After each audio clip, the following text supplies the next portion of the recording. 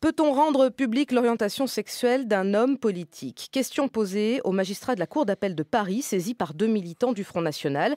Ils voulaient empêcher l'apparition du livre Le Front National des villes et le Front National des champs. Les juges ont donc rendu leur décision hier. Le livre sera publié.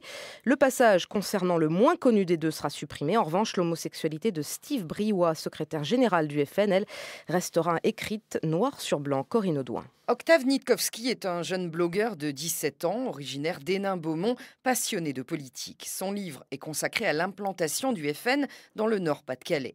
Dans un chapitre, il y révèle l'homosexualité de l'élu local Steve Briouat, également secrétaire général du FN, et d'un autre cadre du parti. Une information qui explique, selon le jeune homme, les fluctuations du parti de Marine Le Pen sur la question du mariage pour tous. Les deux hommes avaient demandé l'interdiction du livre pour atteinte à leur vie privée.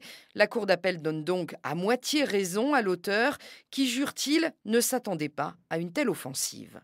Moi, j'ai jamais cherché à faire le buzz. C'est les cadres du Front National qui, en m'attaquant, ont provoqué le buzz de toutes pièces.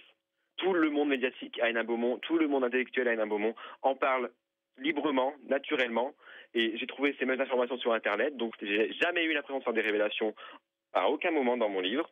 Donc, je ne m'attendais pas à ce qu'il y ait des attaques de ce point de vue-là. Et je ne pensais pas aussi que ça allait être aussi violent et aussi rapide, puisque le livre a été interdit le jour de sa publication en librairie. Résultat, le livre va être réimprimé et 4500 exemplaires passés au pilon. L'éditeur est également condamné à verser 5 000 € pour frais aux plaignants. Mais c'est au final un beau coup de publicité pour l'ouvrage.